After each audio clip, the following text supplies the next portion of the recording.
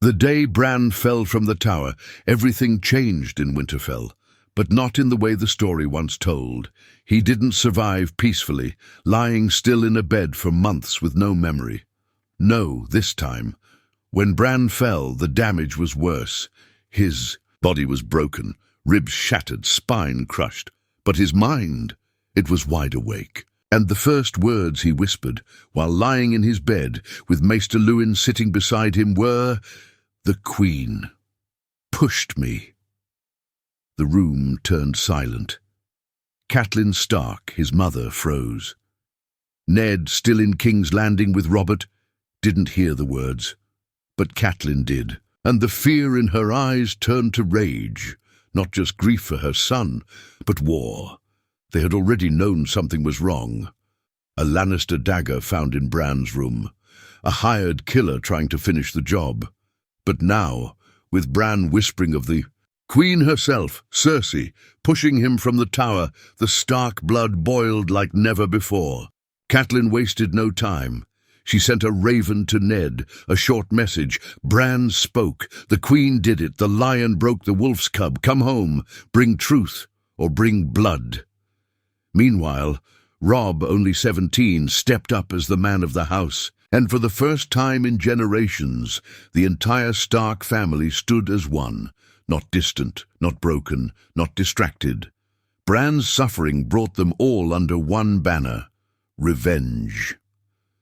Sansa, still innocent and in love with the Prince Joffrey, cried when she heard it. No, the Queen wouldn't. She's kind to me. But Arya knew better. She clenched her tiny fists and whispered, "I'll kill her myself." Even Rickon, too young to understand everything, began to feel the tension in the cold air of Winterfell. No more laughter in the halls, no more soft songs. The wolves were quiet, and so were the humans. Then came Ned. He returned not with banners or gold, but with hard truth. He had found whispers in the Red Keep, whispers of twin siblings hiding a royal secret. And now his own son had seen it with his own eyes. He came home early. He didn't wait for Robert's approval. He left the court. He brought with him one message. "We know. The Queen tried to kill my son. This is war." And that's when Winterfell turned from a quiet castle in the north into a battlefield waiting to move. Robb gathered the bannermen, House Umber, House Glover, House Karstark, even the distant Mormonts. The call was simple. The lion has drawn blood. The wolf will answer. And for once, every wolf was in one place. Arya asked to learn sword fighting, not as a game, but as preparation. Sansa, now unsure who to trust, started writing letters to old noble families, testing their loyalty, seeking allies. Catelyn moved like a ghost through the halls, no longer just a mother, but a woman with a purpose. She travelled south herself to meet her sister Lisa and get the Vale on their side. And Bran, even as he lay in his bed in pain, his dreams began to twist. He saw things, crows with 3 eyes, a man in the roots of a tree. The fall hadn't just broken his body, it had awakened something dark inside his mind. The wolves were gathering, but so were the lions. In King's Landing, when Robert Baratheon learned that Ned had accused the Queen, he flew into rage.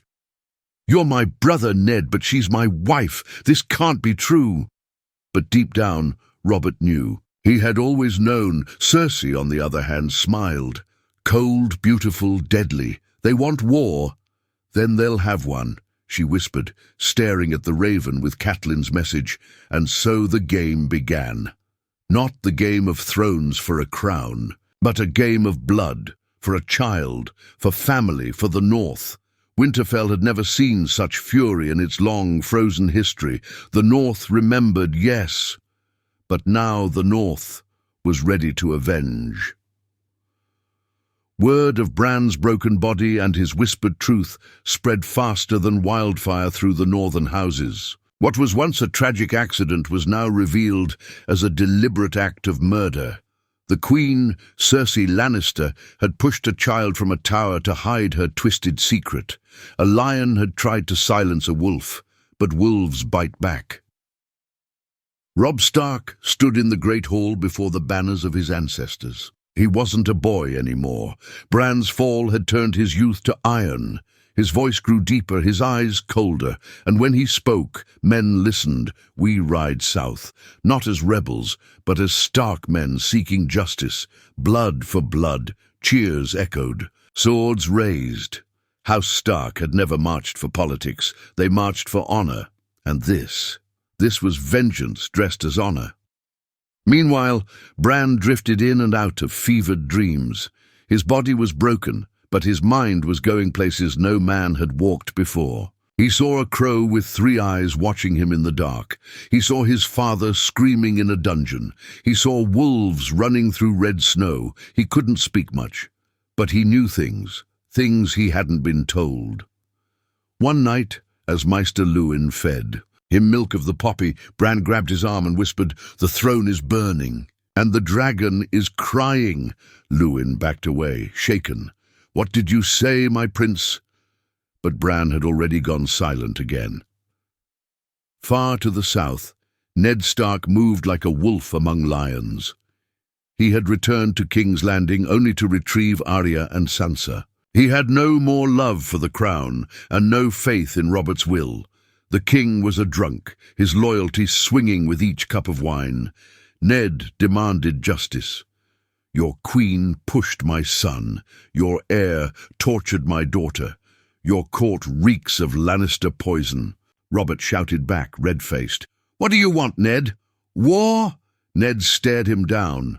"No, I want truth, but if war comes, I won't run from it. But war doesn't wait for permission."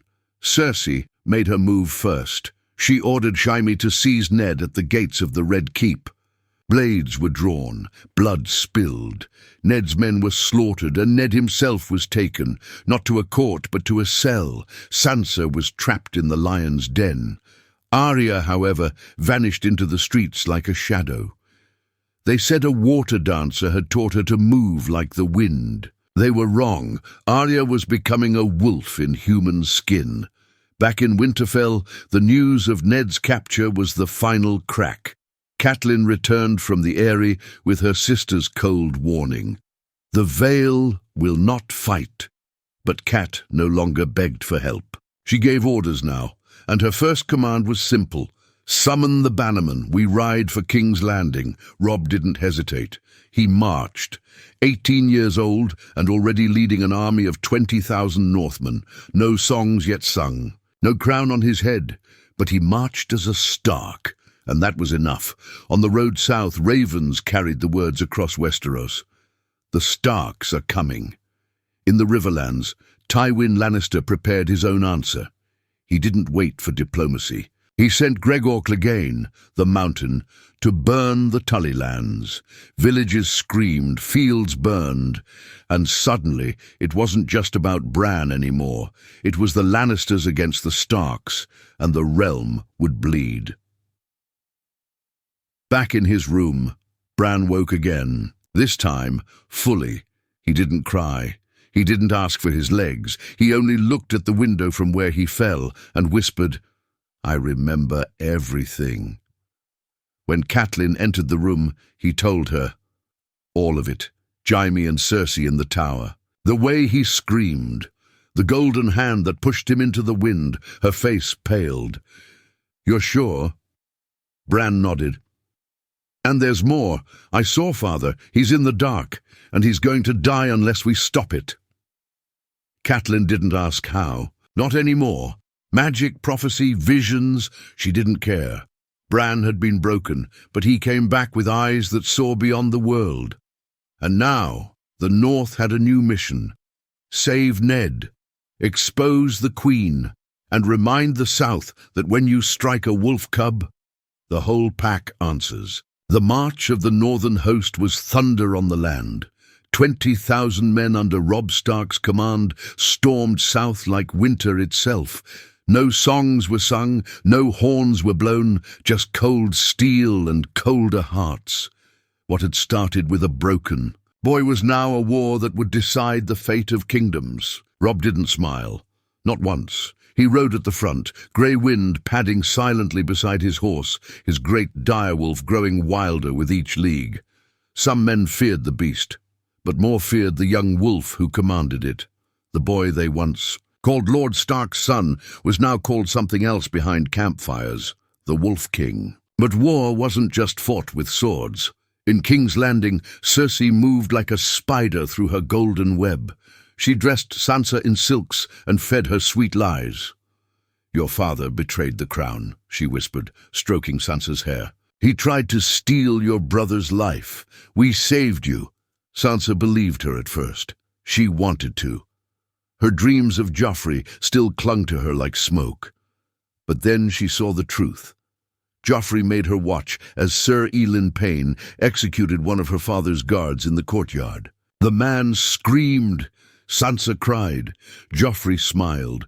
That night she stopped praying to the Seven. She prayed to the old gods instead, to the gods of Winterfell, of the cold, of the forest. "Let the North come," she whispered. "Let them come soon." Meanwhile, Arya became a ghost. She slipped through the alleys of Flea Bottom, cutting her hair, stealing clothes, and learning the ways of the gutter. She was no longer Arya Stark. She was no one. But her blade, Needle, still remembered. Every night she whispered the names, Cersei, Joffrey, Elin Payne, the Hound, and every night she dreamed of home, and of Bran, her little brother, broken but alive. She would not let him down. Far to the east, in the Eyrie, news of the war reached Lysa Arryn. Catelyn had begged her to ride. She had refused. But now, the Vale watched, and waited. And in the dark, cold north, Bran began to change. His dreams became visions. He saw a man with no face, a child made of roots, a tree with bleeding eyes. He spoke to ravens in his sleep. Sometimes he spoke in the voice of wolves. Maester Luwin called it fever. Osha, the wildling woman who now cared for Bran, called it the sight. "The old gods marked you, boy," she whispered, brushing sweat from his forehead. "They broke your body, but they opened your eyes." Bran didn't reply. He was watching someone far away. "Father," he said one night suddenly. Catelyn turned from the fire. "What about him?" "He's not in the cells anymore." She rushed to him. "Bran, what do you mean?" He blinked slowly. "They're going to kill him. In the square. Before the people." "I see it." Catelyn stood frozen. Her hands trembled. "When?" Bran looked past her. "Soon." She didn't question him. That same night she sent a raven to Robb. A single sentence. "They will kill your father in the capital." "Ride faster." Robb didn't hesitate. He split the army. "Sir Brynden will take half and meet the Lannisters in the Riverlands," he ordered. "I take the other half straight to King's Landing." Some advisers warned him. "It's too risky," Robb only replied. "Then pray I'm fast enough." Tywin Lannister didn't sit idle either. His scouts had warned him, the North is coming. But Tywin didn't fear Robb. He feared what Robb represented, a united Stark family, angry and wounded. And wounded wolves are the most dangerous. So he sent Jaime the Kingslayer to cut them off. "Kill the boy," he said.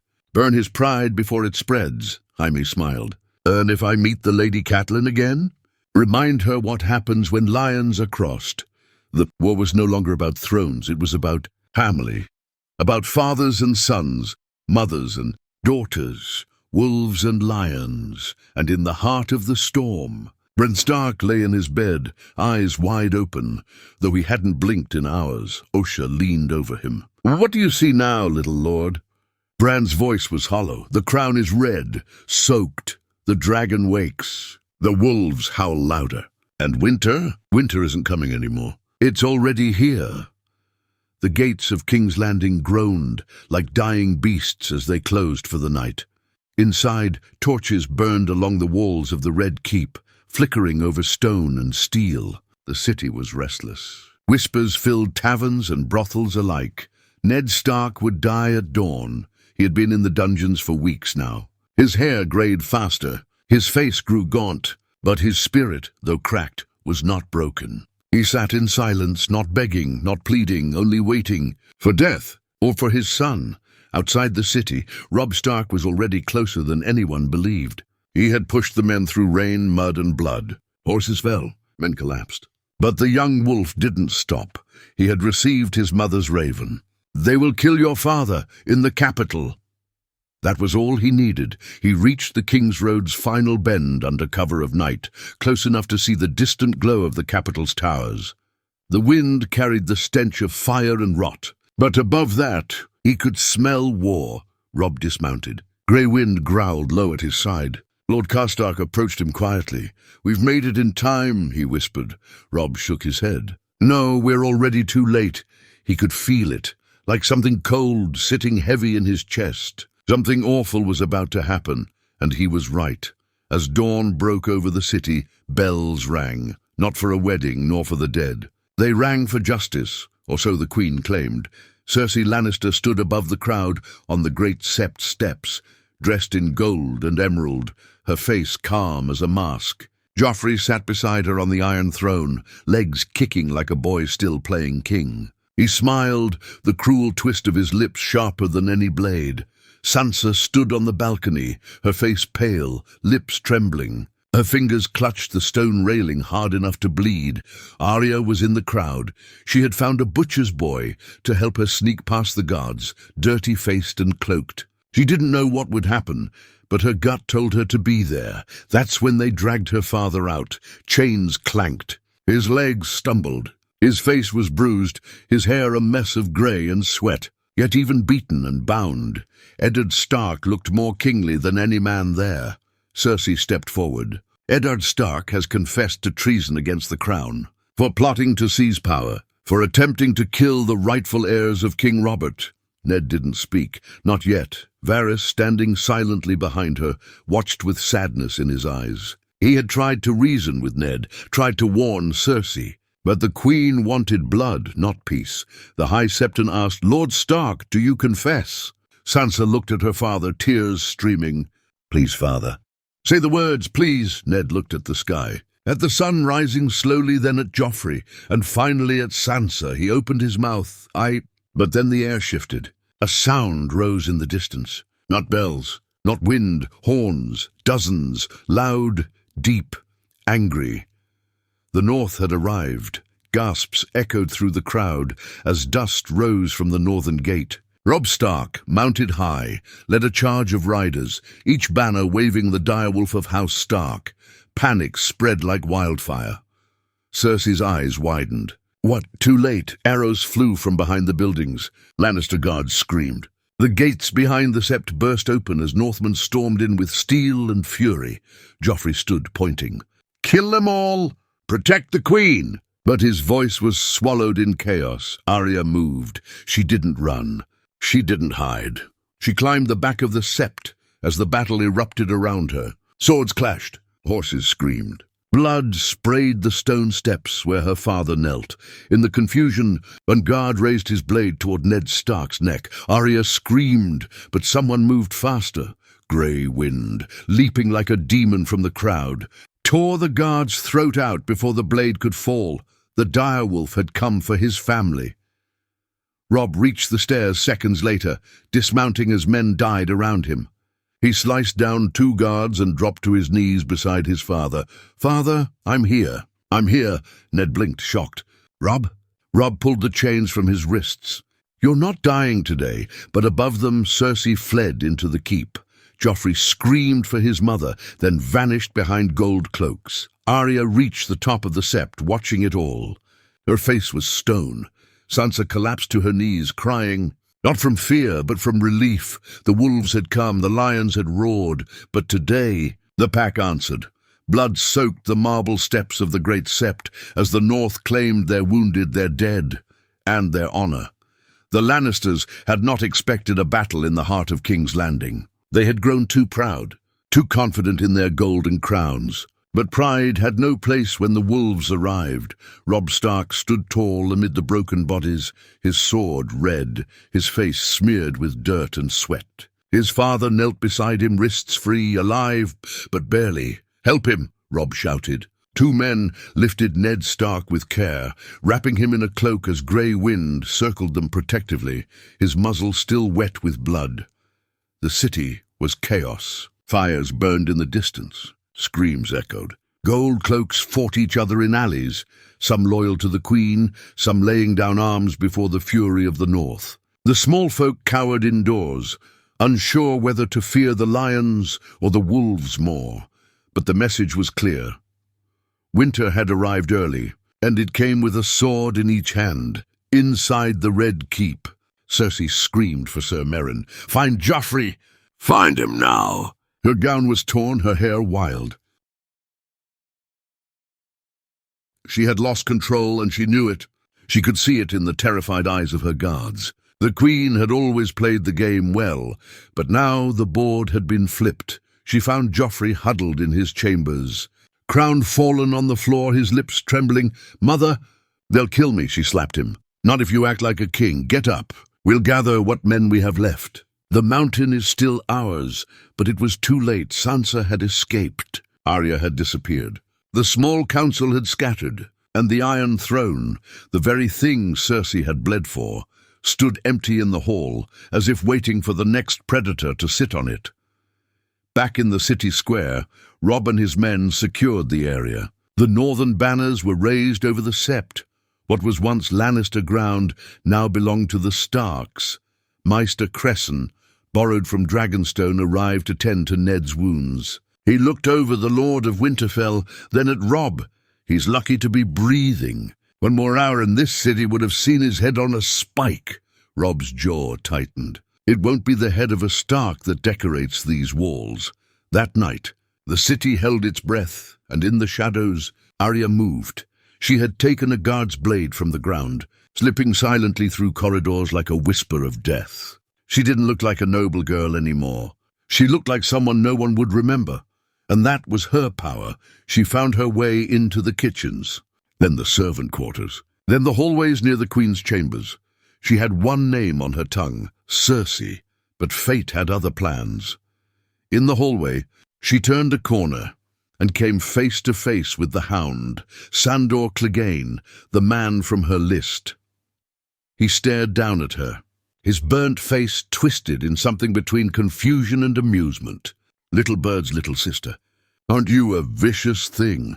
Arya held the blade up. "You killed Micah." He nodded slowly. "I did, on the prince's order." "I should kill you." He stepped closer. "Then do it." "I won't stop you." Arya's hands shook. Her eyes watered, but her blade didn't move. "You're not the one I want." "Not tonight," she finally said. The Hound grunted and walked past her, muttering, "Maybe you're not so stupid after all." Elsewhere in the city, Sansa sat alone in a guest room Robb had taken in the Tower of the Hand. Her hair was undone, her eyes red, but she was finally free. And she was finally seeing things clearly. Joffrey had lied. Cersei had lied. The court was built on lies, and it had taken her father, almost taken her too. She had loved a dream. Now she was awake. Her brother entered quietly. "Sansa," she stood quickly. "Is father—" "He'll live." Sansa burst into tears. But they were quiet, controlled, the kind that come after too many nights of pretending to be strong. Robb sat beside her. "We'll return to Winterfell soon." "No," she whispered. "We can't leave yet. The Queen's still here. Joffrey's still alive." Robb turned to her, surprised. "You want to stay?" Sansa nodded. "They tried to kill our family. Let's finish this." For the first time, Robb saw the same steel in her that he had in Arya, the same fire their mother held when Bran had been nearly murdered. And for the first time, he didn't see her as just a sister.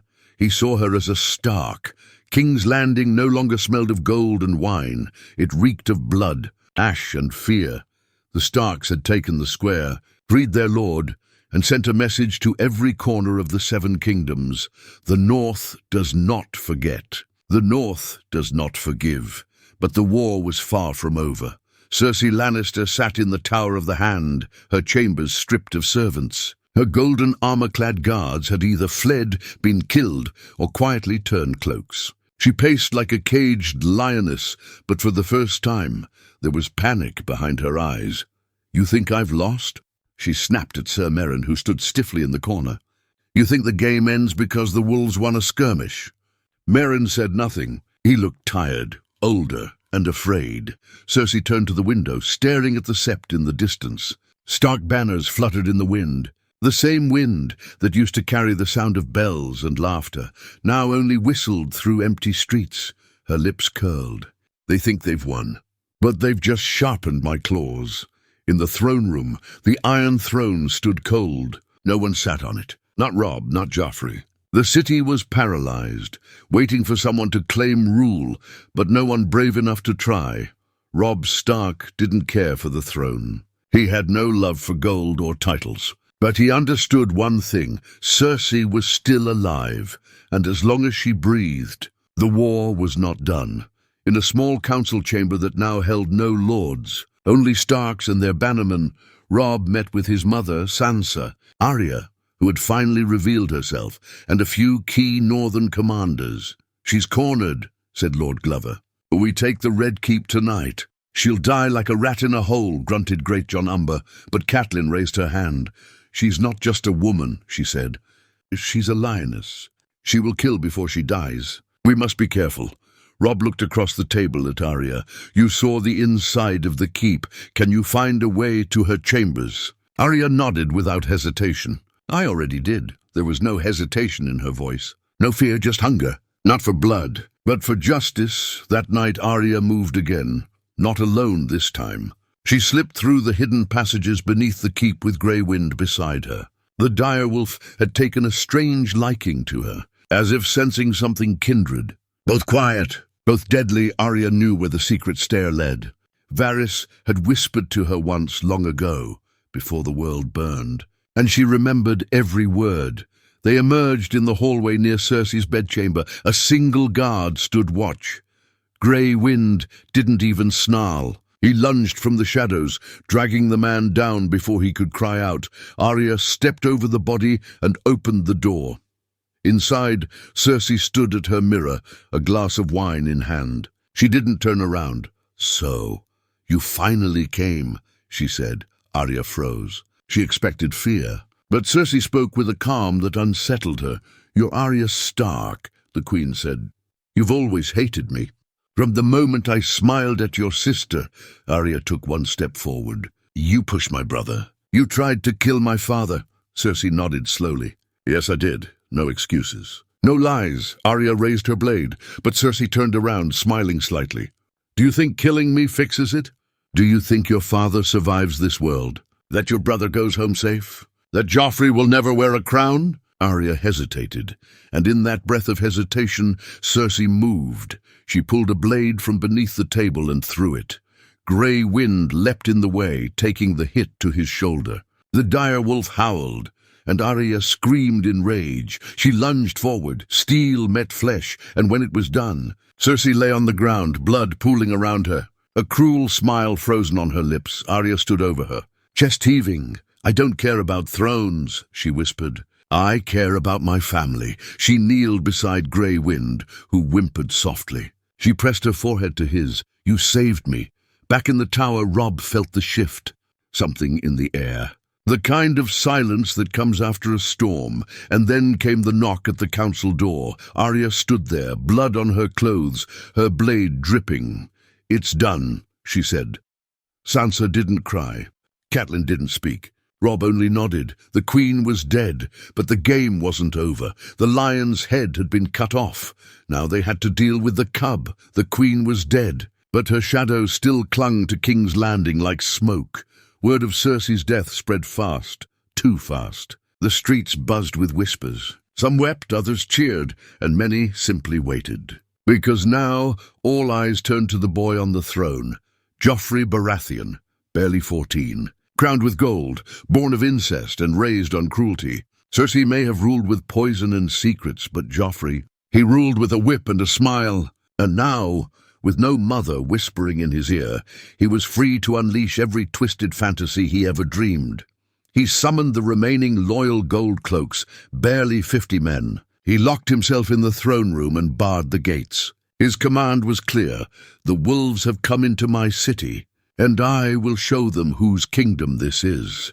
But King's Landing didn't feel like his anymore. Northern banners flew above the sept. Stark soldiers patrolled the streets. Even the small folk no longer bowed to the Golden Lion.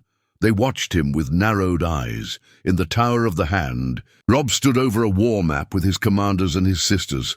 "He's trapped," said Sir Roderick, stabbing the tip of his dagger into the Red Keep. "He can't escape without help." Robb didn't look up. "Joffrey isn't trying to escape.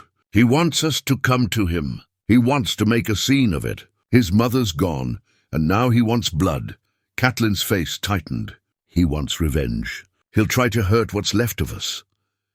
Robb looked toward the balcony, where Arya stood with her back turned, silent, her arms folded. Since killing Cersei, she had barely spoken, not out of guilt, but out of focus. She was hunting something else now. Sansa, however, had changed. Not hardened like Arya, not battle-worn like Robb, but sharper, wiser. "We can't just storm the throne room," she said, surprising the room. "Joffrey will have laid traps. He's cruel, but he's not stupid." Robb raised an eyebrow. "You know him best," Sansa nodded. "He'll want to humiliate us. Make it a game. He'll expect you to come through the front doors, sword drawn, banners high. And what would he not expect?" Catelyn asked. Sansa's eyes found Arya, a ghost in the walls. The council fell silent. That night, under cover of darkness, Arya slipped through the old tunnels once again. This time, she didn't go alone. Gendry, the bastard smith boy she had saved, followed her, carrying a hammer. He said he owed her. She didn't argue. She just handed him a knife. The path beneath the Red Keep was damp, crawling with rats and thick with the stench of rot. Arya moved like she belonged there. Gendry moved like a shadow behind her. They emerged behind the throne room, near the old servants' entrance, long forgotten. Arya peeked through the slit in the stone. Joffrey stood at the foot of the Iron Throne, pacing. He wore his crown-crooked armor too big for his small frame. But his voice echoed across the empty hall. "Let them come," he screamed. "Let the traitors see what happens to wolves when they enter the lion's den."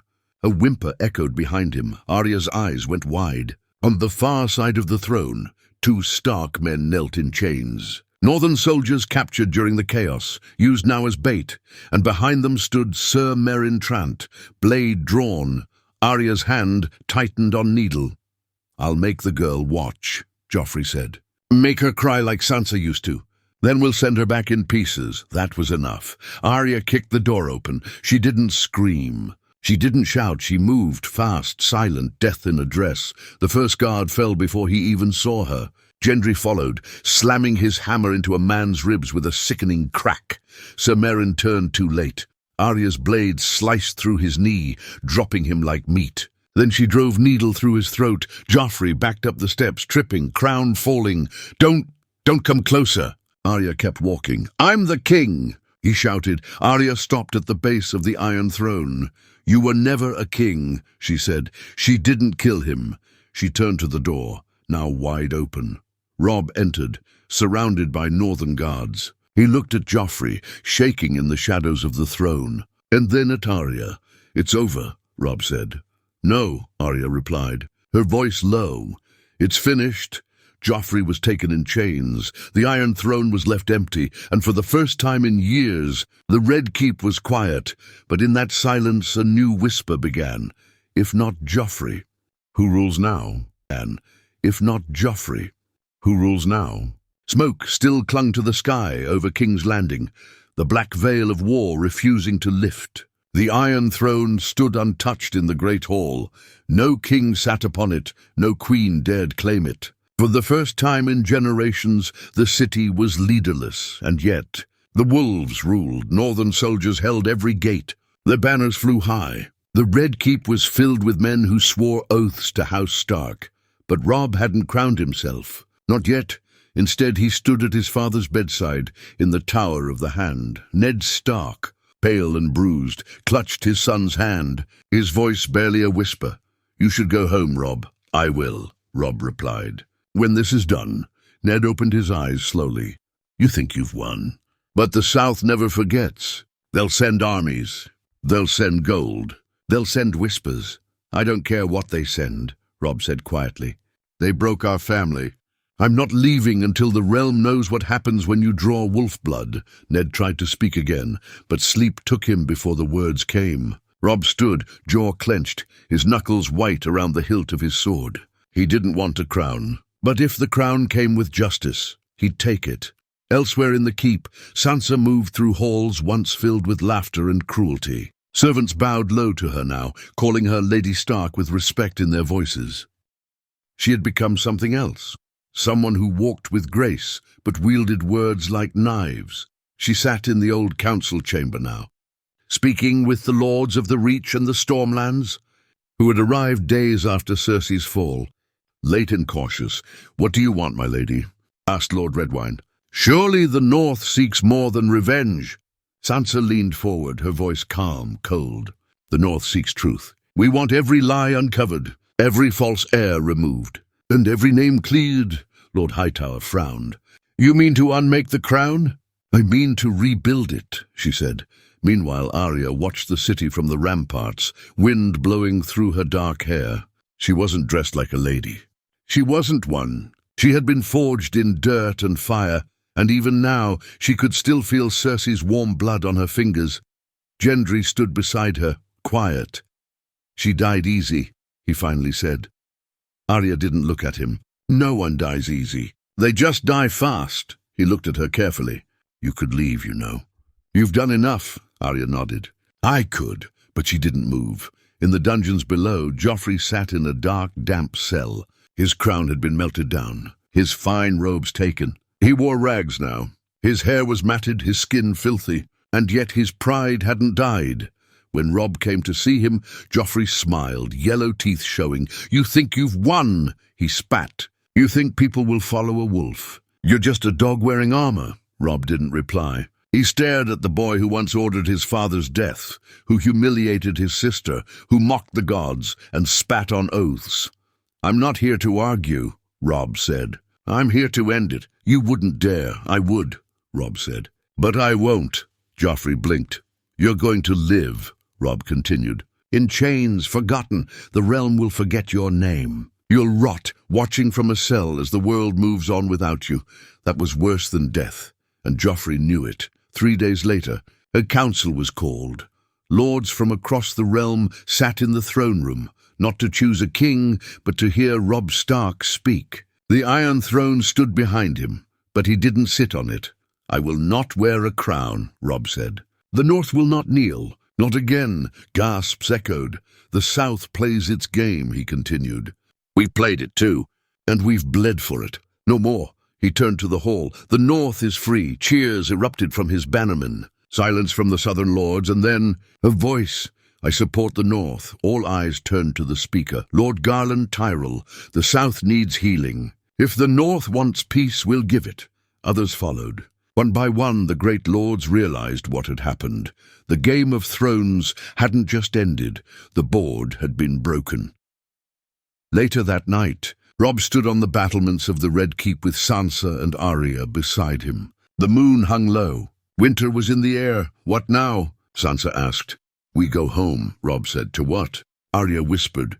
"To rebuild." And in the shadows behind them, Bran Stark's raven landed silently on the stone, watching, waiting, because his dreams were no longer just dreams, they were warnings.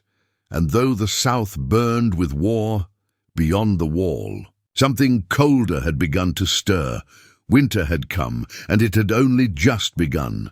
The end. The end.